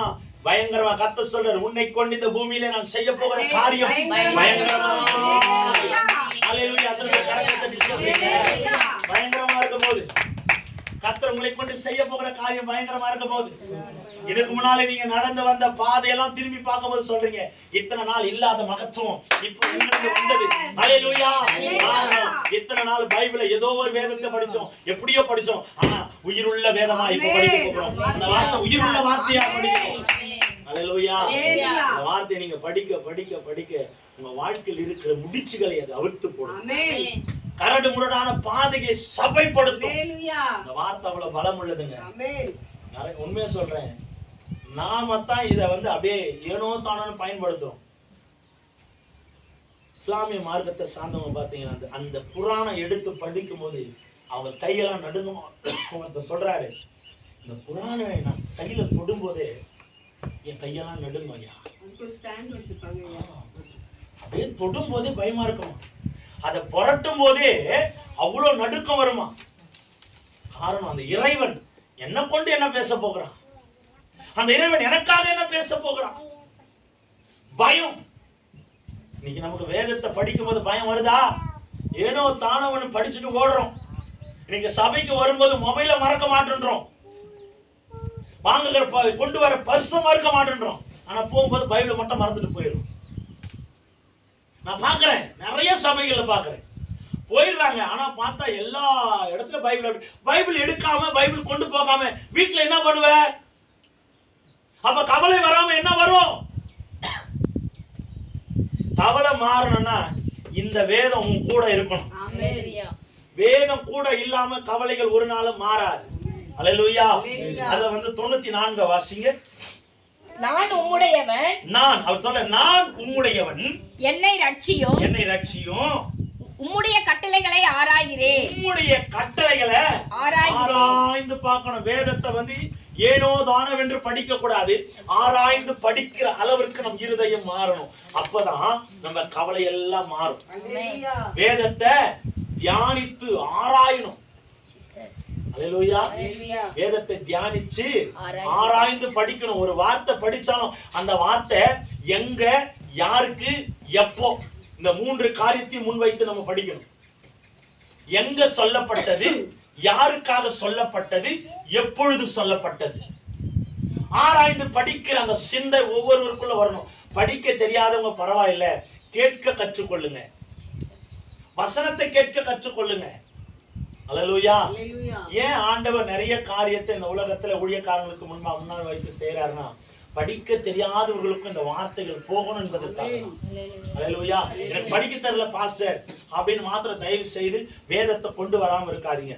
வேதத்தை கொண்டு வாங்க. நான் உங்களுக்கு வேதம் கண்டிப்பா சபைக்குள்ள கொண்டு வரணும். படிக்க தெரியா கட்டி கூட பரவாயில்ல, படிக்க தெரிஞ்சு ஓகே, படிக்க தெரியாவிட்டாலும் அந்த வேதத்தை உங்க மார்போடு அல்லேலூயா. ஆமா, அதுதான் நம்முடைய வாழ்க்கையின் பாதுகாப்பு. அந்த 93 வசனம் சொல்ல பாருங்க, நான் உம்முடையவன், என்னை ரட்சியும், உம்முடைய கட்டளைகளை ஆராய்ந்து பார்க்கிறேன். அவ்வளவு ஆராய்ச்சி நமக்குள்ள வேணும். அந்த ஆராய்ச்சி வரணும், நமக்குள்ள அந்த இருதயம் வேணும். அல்லேலூயா. அந்த வேதம் நம்முடைய வாழ்க்கையில இல்ல அப்படின்னா நாம மன மகிழ்ச்சியா வாழவே முடியாது. வேதத்துக்குள்ள போனா தான் நமக்குள்ள மன மகிழ்ச்சி வரும். அதான் சொல்றாரு பாருங்க, வேதத்தில் மன மகிழ்ச்சியா இருக்கும் போதுதான் நம்ம கவலை எல்லாம் மாறும். நம்ம வேதத்துல மன மகிழ்ச்சியா இருக்கலாமா? வேதத்தை தியானிப்பது நல்லது தானே. காலையில எழுந்த உடனே வேதத்தை வாசிங்க, வேதத்தை படிங்க. அல்லேலூயா. தவறா எடுத்துக்காதீங்க. இந்த ஸ்டேட்டஸ போறதை நிப்பாட்டி விட்டு ஆண்டவருடைய வசனத்தை போடுங்க. உங்க முகம் ஒரு மனுஷனை மாற்றாது. உங்க முகம் ஒரு மனுஷனையும் மாத்தாது. ஆண்டவருடைய வசனம் தான் ஒரு மனுஷனை. அல்லேலூயா. காலையில் எழுந்து அந்த வசனத்தை படிக்கும் போது ஒரு அம்மாவை பார்த்தேன். உண்மையா சொல்றேன், மனசு ரொம்ப நேத்து நான் கேட்டேன் அம்மா, தயவு செய்து நீங்க ஆண்டவர் ஆராதிக்கிறது துதிக்கிறதெல்லாம் நல்லதுதான். தயவுசெய்து இந்த ஸ்டேட்டஸ்ல சினிமா பாட்டை வச்சு மற்றவங்களை கெட்டுப்புறாதீங்கம்மா. நான் தாழ்மையா சொல்லிட்டேன், ஐயாவுக்கும் தெரியும். தயவு செஞ்சு ஒரு சினிமா பாட்டோ ஒரு மனுஷனுடைய முகமோ உன் லிப்டிக்கு ஒரு மனுஷனை மாத்தாது, உன் ஐப்ரோ ஒரு மனுஷனை மாத்தாது, உன் கலர் கலரான சேரி ஒரு மனுஷனை மாத்தாது. ஆண்டவருடைய வசனம் தான். வசனம் இருபுறமும் கருக்குள்ள பட்டை. சொன்ன வசனம் ஜீவன் உள்ளது, உயிர்ப்பிக்க கூடியது. ஆமென். முடிந்த அளவுக்கு ஒரு வசனத்தை போடுங்க, முடிந்த அளவுக்கு ஒரு வசனத்தை போடுங்க. ஆண்டவருடைய வசனம் ஒரு இருதயத்துல பேசட்டும். உன்னால முடிஞ்ச ஊழியத்தை செய்யுங்க. அதுதான் கர்த்தருக்கு நாம் செய்கிற உகந்த ஊழியம். ஆமென். நான் ஆராய்ந்து பார்க்கணும் ஆண்டவரே. சங்கீதக்காரன் அவ்வளவு அழகா பேசுறேன். இப்படிப்பட்ட கிருபை உள்ளவர்களா நம்ம வாழணும். இதெல்லாம் ஒரு கிருபைங்க. ஆராய்ந்து பார்க்கிறதெல்லாம் ஒரு கிருபை. வேதத்தை படிப்பது ஒரு கிருபை. அது மேல நாட்டமா இருப்பது ஒரு கிருபை. சரிங்களா? வேதம் நான் ஒண்ணு சொல்லட்டுமா? கிருபை உடையவனுக்கும் கிருபை இல்லாதவனுக்கும் வித்தியாசம். கிருபை எனக்கு இல்லவே இல்லை அப்படின்னு அவன் சொல்றாங்க. காரணம் என்ன தெரியுமா? வேதத்தை தொடாததுனால தான் கிருபையை பெற்றுக்கொள்ள முடியல. ஆமென். வேதத்தை படிக்கிறதும் ஒரு கிருபை. ஆண்டவருடைய சமூகத்துல வந்து ஆண்டவரை ஆராதிக்கிறது ஒரு கிருபை. இதெல்லாம் நம்ம வாழ்க்கையில வேணும். இப்படிப்பட்ட தயவுள்ள கிருபையை நீங்களும் நானும் பெற்றுக்கொள்ளணும். மூன்றாவதாக நம் கவலைகளை மேற்கொள்வதற்கு அடுத்த வார்த்தை நம்ம படிக்க போறோம். எடுத்து வாசிக்கிறோம். எபிரேயர் 12:1 வாசிங்க. நம் கவலைகளை மேற்கொள்வதற்கு என்ன பண்ணணுமா? அந்த கவலையெல்லாம் நம்ம தள்ளிவிட வேண்டுமா? தள்ளிவிட வேண்டும். நமக்குள்ள பிரவேசிக்க இடம் கொடுக்கவே கூடாதாம். கவலைகள் நம்ம வாழ்க்கையில பிரவேசிப்பதற்கு நாம இடம் கொடுக்க கூடாது. அந்த இடம் கொடுக்க கூடாதுன்னா அந்த இடம் எதுல ஃபில்லப் ஆகிருக்கணுமா? வேத வசனத்துல ஃபில்லப் ஆகிருக்கணும். ஒரு பிசாசு நம்ம வாழ்க்கையில நம்மோடு கூட பேசுறான் அப்படின்னா நாம அவனுக்கு ஏதோ ஒரு காரியத்துல இடம் கொடுத்துருக்கோம். நான் சொல்றது உங்களுக்கு புரியுதா? சில காரியத்தை பிசாசு நம்ம கிட்ட பேசுவான். பிசாசு பேசுறான் அப்படின்னா அவன் நார்மலா பேசுவான். அவனுடைய வேலை அதுதான். ஆனா ஒண்ணு தெளிவா தெரிந்து கொள்ளுங்க, அவன் வேலையை அவன் செய்யும் போது நம்ம வேலையை நம்ம செய்யணுமா அவனாவா? அப்போ அவன் அந்த கவலைகளை அவன் பேசுவதற்கான காரியம், அவன் அந்த இடத்துல வந்து அமர்வதற்கான அந்த சூழலையும் ஒரு நாளும் நம்ம விட்டுடவே கூடாது. ஏன் அவன் வந்து அமர்றான் தெரியுமா? நம்ம வாழ்க்கையில ஏன் சில காரியத்தை அவன் கொண்டு வரான் தெரியுமா? நமக்கும் ஆண்டவருக்கும் இடையில ஒரு கேப் இருக்கு. அந்த கேப் இல்லாம நம்ம ஃபில்லப் பண்ணிட்டோம் அப்படின்னா அவனால உள்ள வர முடியும். அதற்காக இந்த வேத வசனம் நமக்கு துணையாய் வேணும். ஆமென். அதற்காக தவறா எடுத்துக்கொள்ளாதீங்க. நம்முடைய வாழ்க்கையில சில போராட்டம் பிரச்சனை நம்மை அறியாமையே உள்ள வருவதற்கு காரணம் நமக்கும் ஆண்டவருக்கும் ஏதோ ஒரு காரியத்துல கேப் இருக்கு. அதை இன்னைக்கு கர்த்தர் ஃபில்லப் பண்ண சொல்றேன். ஹல்லேலூயா. ஆமாதாயா? நீங்களும் ஐயா உட்கார்ந்து இருக்கிறீங்க. இப்ப என்னால அந்த இடத்துல ஒரு சேர் போட்டு உட்கார முடியும் தானே? உட்கார முடியுமா முடியாதா? காரணம் என்ன? எனக்கு தெரியும் அந்த இடத்துல ஒரு இடம் இருக்கு. அந்த இடத்துல ஒரு இடம் இருக்கு, கேப் இருக்கு, என்னால உட்கார முடியும். அதே அந்த இடத்துல கேப் இல்ல அப்படின்னா எனக்கே தெரியும் அந்த இடத்துல என்னால உட்கார முடியாது. ஏன்னா அவர்களுக்குள்ள ஒரு நெருக்கம் இருக்கு, இடையில என்னால போக முடியாது. இதுதான் கிறிஸ்து உடையவனுக்கும் நமக்கு ஆண்டவருக்கும் நமக்கும் உள்ள ஒரு உறவு. ஆண்டவருக்கும் நமக்கும் உள்ள உறவு எப்படி இருக்கணுமா? இடைவெளி இல்லாத ஒரு உறவா இருக்கணும். அந்யோன்ய ஐக்கியமா இருக்கணும். ஏன் ஆண்டவர் மணவாளன் மணவாட்டி ஒப்பிடுறார் தெரியுமா? தன் மனைவி ஆனவள், தன் புருஷனானவன் தன் பெற்றெடுத்த தாயையும் தகப்பனையும் விட்டு தன் மனைவியோடு இசைந்து இருப்பான் அப்படின்றார். இசைந்து அப்படின்னா ஒன்றி இருப்பான். அதனால்தான் ஆண்டவர் நம்ம அதை ஒப்பிடுறார். நான் உனக்கு மணவாளனா இருக்கிறேன், நீ என்னுடைய மணவாட்டி. இசைந்து இருக்கிற ஒரு வாழ்க்கை உங்களுக்கும் ஆண்டவருக்கும் நமக்கும் ஆண்டவருக்கும் ஒரு உறவை ஏற்படுத்துகிற ஒரு வாழ்க்கை. அல்லேலூயா. அவர் அதனால்தான் அவர் ஒப்பிடுறாரு, நீ என் மணவாட்டி, நான் உன் மணவாளன். அல்லேலூயா. மணவாளனாகிய இயேசுவோட மணவாட்டியாகிய நாம இசைந்து இருக்கணும். எல்லாவற்றிலும் ஒன்று இருக்கணும். ஆகையினால கவலைகள் நம்மிடத்துல வராத அளவுக்கு நாம் அதை தள்ளிவிட வேண்டும். அடுத்து சொல்றாரு பாருங்க, நமக்குள்ள பிரவேசிக்க இடம் கொடுக்கவே கூடாது, கேப் இருக்கவே கூடாது. ஒரு ஃபில்லப் இல்லாத இடமா இருக்கவே கூடாது. அந்த இடத்துல இயேசுவின் வார்த்தையை ஃபில்லப் பண்ணிடணும். எடுத்து படிக்கலாங்கம்மா. எபிரேயர் 12:1 படிங்க. ஆகையால் மேகம் போன்ற இத்தனை திரளான சாட்சிகள் நம்மை சூழ்ந்து கொண்டிருக்க பாரமான யாவற்றையும் நம்மை சுற்றி நெருங்கி நிற்கிற பாவத்தையும் தள்ளிவிட்டு விசுவாசத்தை துவக்குகிறவரும்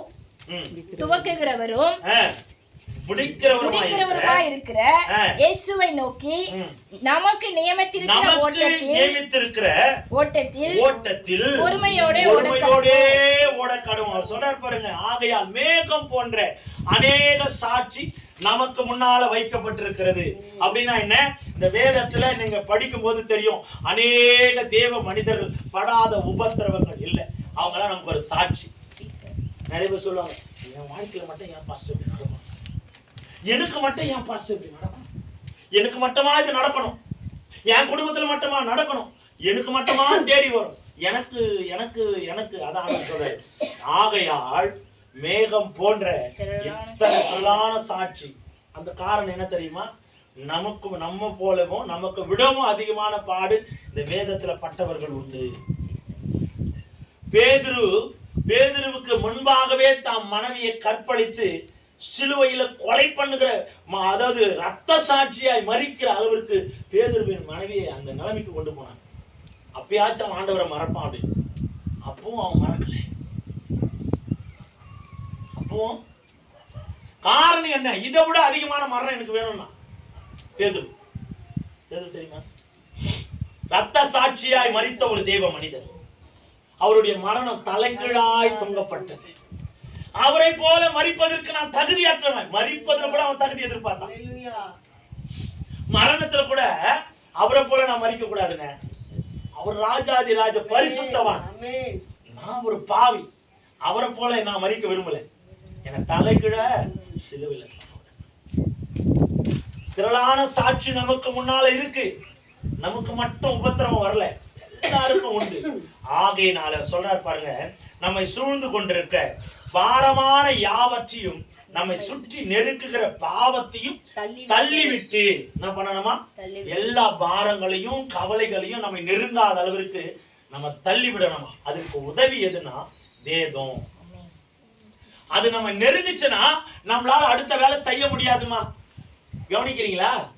நம்முடைய வாழ்க்கையில கவலை நம்மோடு கூட இருக்குன்னா அடுத்த கட்ட லெவலுக்கு நம்மளால போக முடியும். நெருங்க விடவே கூடாது.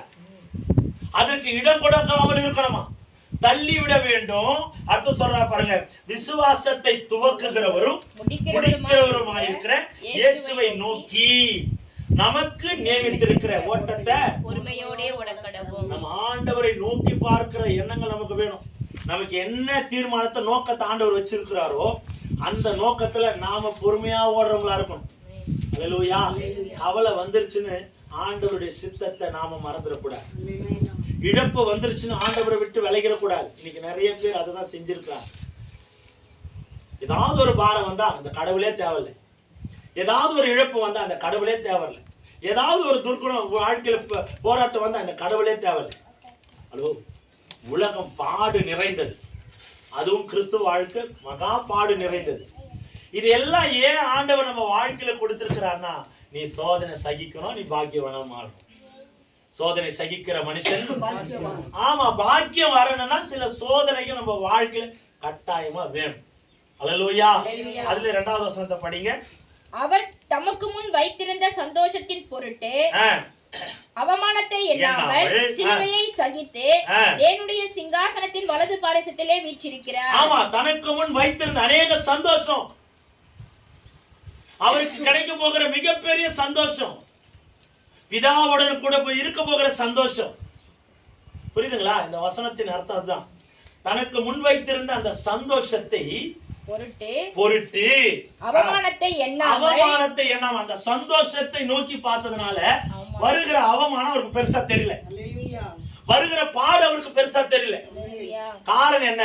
இந்த பாடை நான் சகித்தாதான் பிதாவோட நான் போய் இருக்க முடியும். அவர் சித்தத்தை நிறைவேற்றினாதான் அவரோடு கூட நான் இருக்க முடியும். இந்த திட்டம் ஆண்டவராகிய இயேசு கிறிஸ்துவுக்கு தெளிவா தெரிந்தது. அவர் மனுஷகுமாரனாய் பூமியில் இருக்கும்போது. அல்லேலூயா. அந்த சந்தோஷத்தை அவர் நினைச்சு பார்த்ததுனாலதான் இந்த சிலுவை பாடுகள் அவரால் ஏற்றுக்கொள்ள முடிஞ்சது. அல்லேலூயா. அது அவர் வாழ்க்கையில சொல்றாரு பாருங்க, அவர் தமக்குள் வைத்திருந்த சந்தோஷத்தை பொருட்டு அவமானத்தை எண்ணாமல் சிலுவையை சகித்து தேவனுடைய சிங்காசனத்தின் வலது பரிசத்தில் வீற்றிருக்கிறார். காரணம் என்ன? அதை சகித்ததுனாலதான் அவருக்கு அந்த இடம். அல்லேலூயா. அவர் நினைச்சிருந்தா எது வேணாலும் செஞ்சிருக்கலாமே. ஒரே நிமிஷம் இந்த சிலுவை பாடு இருக்கணும், நான் எப்படி வேணாலும் இருக்க நினைச்சிருக்கலாமே. காரணம் அவருக்குள்ள ஒரே ஒரு எண்ணம், கீழ்ப்படிதல் என்ற ஒரு எண்ணம். அடுத்தது அவருடைய சித்தம் நிறைவேறும். அல்லேலூயா. நமக்காக எல்லாவற்றையும் இழந்து பிதாவின் சித்தத்துக்கு தன்னை ஒப்பு கொடுத்தார். அப்ப நம்முடைய வாழ்க்கையில வரப்போகிற சந்தோஷத்தை கண்டு துக்கத்தை ஏமாத்திராது. துக்கத்தை கண்டு சந்தோஷத்தை கண்டு துக்கத்தை பெருசா கொண்டுடாதீங்க. வரப்போகிற சந்தோஷம் மிக பெருசு. இன்னைக்கு நான் உங்களுக்கு தீர்க்க தரிசனமா சொல்றேன். உங்க வாழ்க்கையில வரப்போகிற சந்தோஷம் மிக பெருசு. அந்த சந்தோஷத்தை மாத்திர பாருங்க, துக்கத்தை பார்க்காதீங்க. இயேசு கிறிஸ்து அததான் செய்தார். அல்லேலூயா. வருகிற அவமானத்தை அவர் எண்ணவே இல்லை. காரணம், அந்த சந்தோஷம் எனக்கு வேணும், அந்த நித்திய ராஜ்யம் எனக்கு வேணும். உங்களுக்கு அந்த சந்தோஷம் வேணும்னா துக்கத்தை எல்லாம் மூட்டை கட்டி ஓரம் கட்டிட்டு சந்தோஷத்தை நோக்கி ஓடுங்க. உங்களுக்கு நியமிக்கப்பட்ட ஓட்டத்துல பொறுமையா ஓடுங்க. நல்ல ஓட்டத்தை, நல்ல போராட்டத்தை போராடினேன், ஓட்டத்தை முடித்தேன், விசுவாசத்தை காத்துக்கொண்டேன். இது முதலாய் வைக்கப்பட்டிருக்கிற ஜீவிக்கிறோம். பவுல் அழகா பேசுறாரு பாருங்க. என் வாழ்க்கையில இந்த ஜீவக்கிரீடை தான் எனக்கு வேணும். எத்தனை பேர் அதை விசுவாசிக்கிறீங்க? இந்த ஜீவக்கிரீடத்துக்காக தான் இவ்வளவு போராடுறோம். வேற எதுக்காக போராடுறோமா? நிறைய பேர் என்னன்னா, கிறிஸ்துவ வாழ்க்கையில் வந்தா வீடு கட்டலாம், கிறிஸ்துவ வாழ்க்கையில் வந்தா கார் வாங்கலாம், கிறிஸ்துவ நான் போனா நிறைய லாபம் கிடைக்கும்.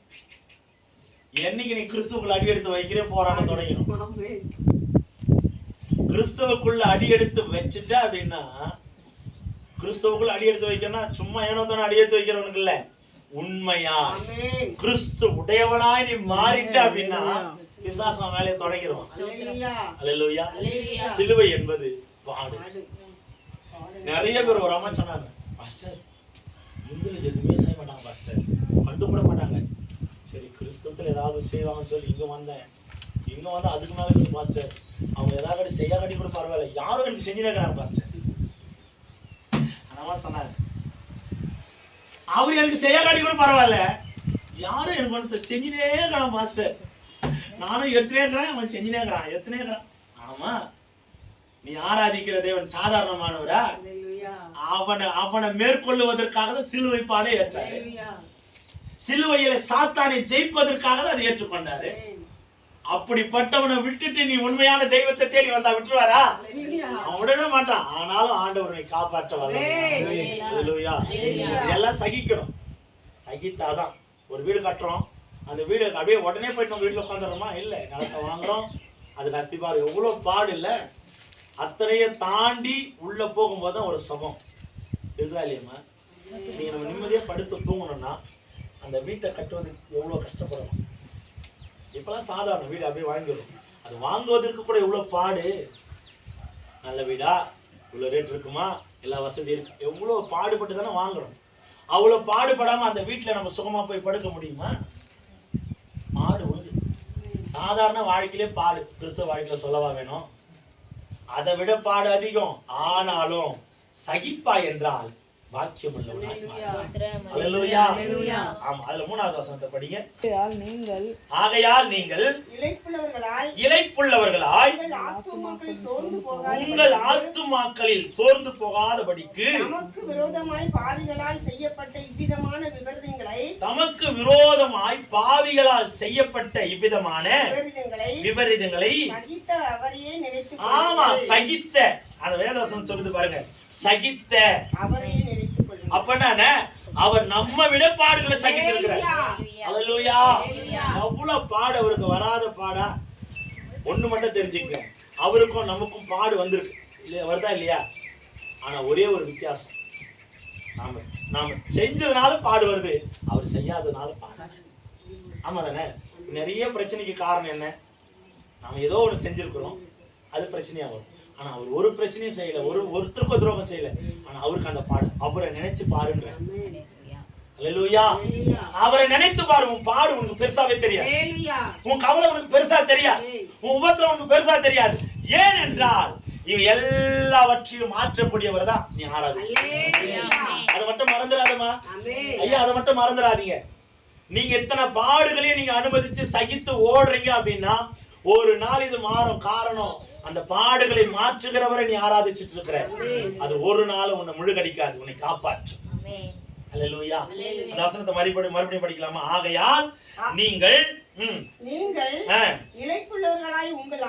இளைப்புள்ளவர்களாய் உங்கள் ஆத்துமாக்களில் சோர்ந்து போகாதபடிக்கு நமக்கு விரோதமாய் பாவிகளால் செய்யப்பட்ட விதமான விபரீதங்களை சகித்த அவரையே நினைத்து பாருங்க. உங்கள் ஆத்துமாக்கள் இளைப்புள்ளவர்களாய் உங்கள் ஆத்துமாக்களில் சோர்ந்து போகாமல். அந்த இளைப்பு, அந்த சோர்வு கிறிஸ்தவ வாழ்க்கையில வரக்கூடாது. நானும் மனுஷன் தானே பாஸ்டர், நானும் மாம்சம் தானே, கரெக்ட். ஆவி உற்சாகமா இருக்கா? மாம்சம் சோர்வடையும். மாம்சம் சொல்லும் படுத்துக்க, மாம்சம் சொல்லும் அழு. ஆவி, ஆத்மா, சரீரம், இந்த சரீரம் ஒரு ஏஜென்ட். எனக்கு ஒரு ஐயா சொல்லி கொடுத்தாரு, அழகா சொல்லி கொடுத்தாரு. இந்த சரீரம் யாரா? ஏஜென்ட். ஆத்மா, ஆவி, இவங்க ரெண்டு பேரும் வந்து அதாவது காரியத்தை சொல்றவங்க, சரிங்களா? இந்த சரீரம் ஒரு ஏஜென்ட், இவங்க ரெண்டு பேரும் வந்து காரியத்தை சொல்றவங்க. இந்த ரெண்டு பேருக்குள்ள ஒரு வித்தியாசம் உண்டு. ஆத்துமா, நல்லா கவனிக்கிறீங்களா? ஆத்துமா நல்லதையும் சொல்லி கொடுக்குமா, கெட்டதையும் சொல்லி கொடுக்குமா ஆத்துமா. ஆனா ஆவி அவருடைய நீதியை மாத்திரம் தான் சொல்லி கொடுக்குமா. புரியுதுங்களா ஐயா?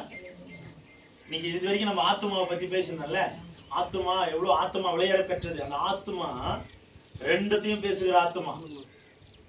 புரியுதுங்களா?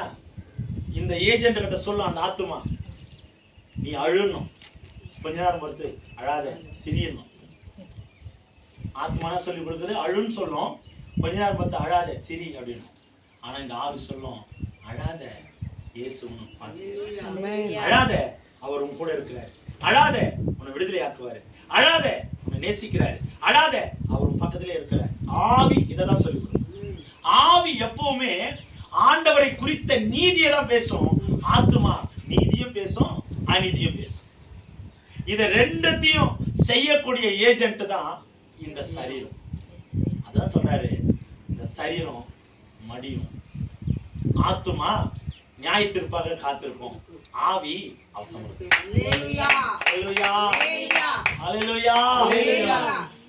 ஆத்துமாவுக்கு மரணம் இல்ல, சரீரத்துக்கு தான் மரணம். ஆனால் இந்த சரீரம் ஒரு நாள் ஆண்டவருடைய வருகையில எழுந்திருக்குமா, மறுரூபமாக்கப்பட்டு. மறுரூபம் என்றால் என்ன? இப்போ ஆண்டவர் எந்த நிலையில் இருக்கிறாரோ அந்த நிலைக்கு நம்மை மாற்ற, அந்த நிலையில மாற்றுபடியாய் அந்த சரீரம் எழுந்துக்குமா. அழகா சொல்லி கொடுத்தாரு. சரீரத்துக்கு மரணம் உண்டு, ஆனா ஆத்மாவுக்கு மரணம் இல்லை. இந்த ஆத்மா நியாய தீர்ப்புக்காக காத்திருக்கும், ஆவி சமூகத்துல போயிடும். நியாய தீர்ப்புக்கு காத்திருக்கிற ஆத்மாவும் மக்கி போன இந்த சரீரமும் ஒரு நாள் நியாய தீர்ப்பு ஸ்தலத்துல வந்து நிற்கும். நீதி செய்தவன் பரலோகத்திற்கும், அநீதி செய்தவன் நரகத்திற்கும் பிரித்து விடுபடுகிற நாட்கள் தான். அல்லேலூயா. இந்த உலகத்துல வாழ்கிற வரைக்கும் நாம எப்படி வாழணுமா? நீதி உள்ளவர்களாய், நியாயத்தை நடப்பிக்கிறவர்களாய் நீங்களும் நானும் வாழணும். அல்லேலூயா. அப்படிப்பட்ட வாழ்க்கை வாழதான் கர்த்தர் உங்களை என்னையும் அழைச்சிருக்கிறார். கவலைப்பட்டு ஏதோ ஒரு பாடுகள் அனுபவிச்சு உலகத்துல இருந்து கடந்து போவதற்காக அல்ல. இன்னைக்கு ஏதாவது ஒரு மனுஷன் கவலையில் இருந்தா அந்த கவலையை உருவாக்கணும்னு எப்படியாவது பாடுகளை கொண்டு போகணும்னு யோசிக்கிற அநேக மனிதர்கள் உண்டு. நீங்களும் நான் அப்படிப்பட்டவர்கள். ஒரு ஐயா இந்த தெலுங்கானா மாநிலத்துல மிகப்பெரிய ஒரு பாஸ்டர் திரளான கூட்டத்தை சம்பாதிச்சிருக்கிற, திடீர்னு அவரை வந்து கொலை பண்ணிட்டாங்க, மர்டர் பண்ணிட்டாங்க. ஐயா போகும்போது ரோட்ல வச்சு மர்டர் பண்ணிட்டாங்க, இறந்து போயிட்டாரு. எல்லாம் அடக்க ஆராதனை எல்லாம் முடிஞ்சு போச்சு. அவருடைய அந்த ஆறுதல் ஜெப கூட்டம் எல்லாம் வந்துட்டாங்க. 2 நிமிஷம் 10 நிமிஷம் மனைவி வந்து ஐயாவை பத்தி பேசணும். 10 நிமிஷம் மனைவி அந்த பாஸ்டரை பத்தி அவங்க மனைவி பேசணும், ஐயாவை பத்தி பேசணும். மைக்க கொடுக்குறாங்க. என்ன பேசியிருப்பாங்க ஐயா? பாஸ்டர் அம்மா என்ன பேசியிருப்பாங்க? கணவனை கொலை பண்ணிட்டாங்க, இது அந்த அம்மாவுக்கு தெரியும். அவங்க என்ன பேசணும்? எது நீதி?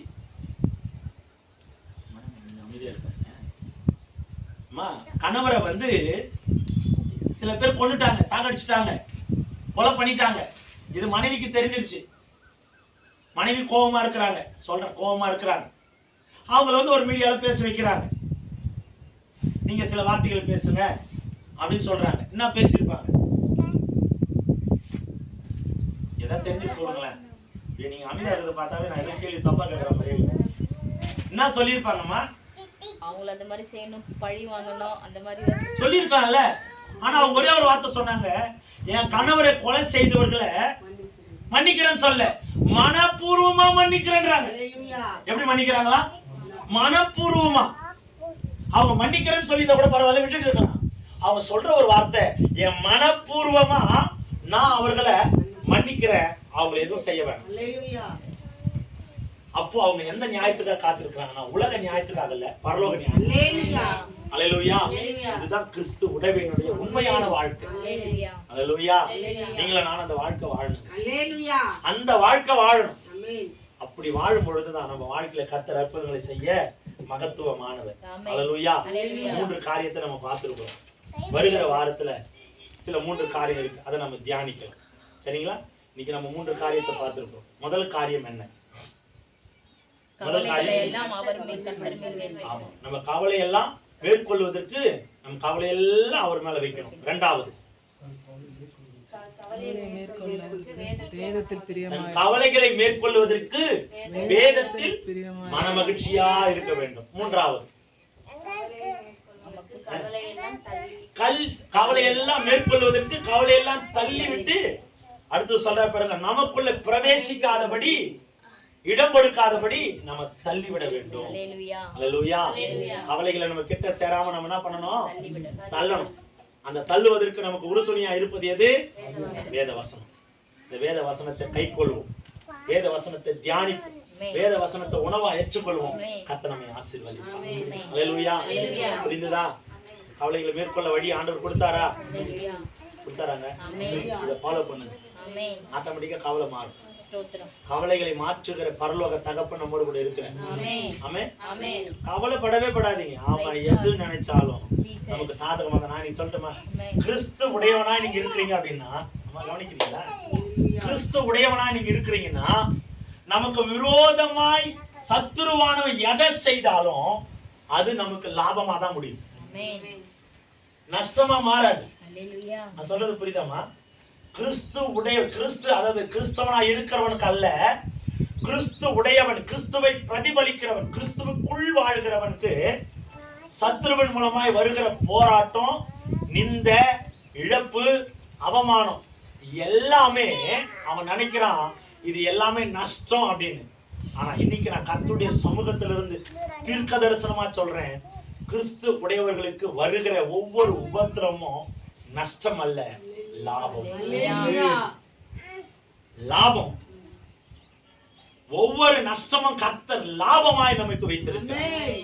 ஆகையினால நீங்க நஷ்டப்பட்டுட்டீங்கன்னு யாரும் வேதனைப்படாதீங்க, நீங்க லாபத்தை சம்பாதிக்க கர்த்தர் அந்த கிருபை உங்களுக்கு கொடுப்பார்.